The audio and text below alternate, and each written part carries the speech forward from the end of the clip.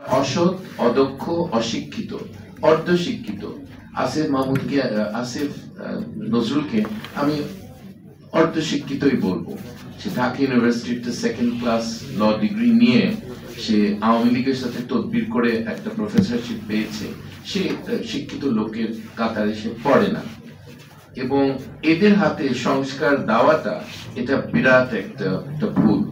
আমি এটা মানি না। সামনের সরকার এসে সংস্কার করবে, কিন্তু এদের হাতে না। এত নিম্নমানের অর্ধশিক্ষিত লোকের হাতে আমাদের সংস্কার হতে পারে না। আর নির্বাচনের কথা, দেশে একেবারে হইচই লেগে গেছে, গ্রাম দেশে নির্বাচন হবে। আমিও সন্দেহ প্রকাশ করছি যে ফেব্রুয়ারির মধ্যে একটা সুষ্ঠু নির্বাচন দেওয়ার মতো পরিস্থিতি হয়নি। আর আমি এদের হাতে তো কোনো সংস্কারের কথাই তো বিশ্বাস করি না। এদের হাতে যে নির্বাচন হতে পারে, নির্বাচন হবে, তারা বলেছে নির্বাচনের প্রক্রিয়াটা কি, কোন সরকার ক্ষমতায় থাকবে, এরা থাকবে।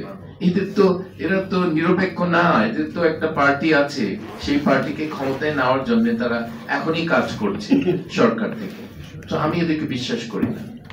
একটা নিরপেক্ষ সরকারের অধীনে নির্বাচন হতে হবে, এই জিনিসটা আমাদের সবার দাবি। এখন আমরা এই দেশের জন্য কি চাই, এটা আপনারা খুব কেয়ারফুলি চিন্তা করেন। আমি একবার একটা কথাই জাস্ট বলি, আমাদের মধ্যে অনেক খুঁত আছে। একজন জার্নালিস্ট আমাকে বলছিলেন ডক্টর জাফরুল্লাহ চৌধুরী সম্বন্ধে, যে এই লোকটা কি, সে এই পুরনো শার্ট পরে থাকে, তার ঘড়ি, তার মোবাইল, এগুলো সব পুরনো। আমি বললাম, ভাই আপনি কি চান এ দেশে, সেটা আপনারা ঠিক মতো আপনারা বুঝতে পারেননি। আপনারা কি চান সস্তা ঘড়ি আর দামি মানুষ, না দামি ঘড়ি আর সস্তা মানুষ? কোনটা চান? আপনি তো পেয়েছেন ওবায়দুল্লাহ কাদেরের মতো লোক, সে $50,000 ঘড়ি পরে, আপনার ওটাতে খুশি, খুব সম্মানী একটা লোক, আপনার ওটাই সম্মান করেন।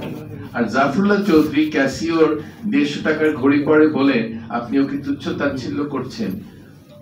The problem is not বাইরের লোকের বা কোনো রাজনীতিবিদের, প্রবলেমটা হলো আপনাদের মধ্যে। আপনারা কোন জিনিসটা সম্মান করেন আর কোন জিনিসটা সম্মান করেন না। আমি 35টা দেশে কাজ করেছি। বাংলাদেশের সম্বন্ধে, অর্থনীতি এবং আমাদের জনশক্তি সম্বন্ধে আমার একটা ধারণা হয়েছে, অন্য দেশের সাথে আমি তুলনা করতে পারি।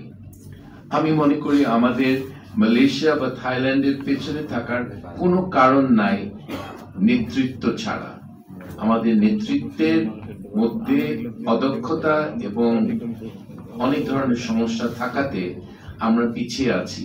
কিন্তু আমার জনগণ যে হাই কোয়ালিটি, আমরা যে দুবাইতে এয়ারপোর্ট চালায়, বাঙালিরা চালায় এয়ারপোর্ট, এবং সব দামি হোটেলগুলি বাঙালিরা চালায়। দুবাইয়ের সবচেয়ে বড় স্কাই স্ক্রেপার বানিয়েছে কার ডিজাইনে, আপনারা কেউ জানেন? আপনারা কখনো দেখবেন ওই নামটা লেখা আছে, সে বাংলাদেশের মানুষ, ডক্টর F.R. খান। ওকে, F.R. খান এটা কোন দেশি লোক? বাংলাদেশি লোক। সে বাংলাদেশে এসে চেষ্টা করেছিল আর্কিটেকচারাল ফার্ম করতে, কিন্তু তাকে দেশ থেকে বের করে দিয়েছিল। তাকে কোনো কাজ কেউ দিবে না, কারণ এত বিদেশি পড়ালেখা করার লোক দরকার নেই আমাদের, আমরাই তো ভালো আছি।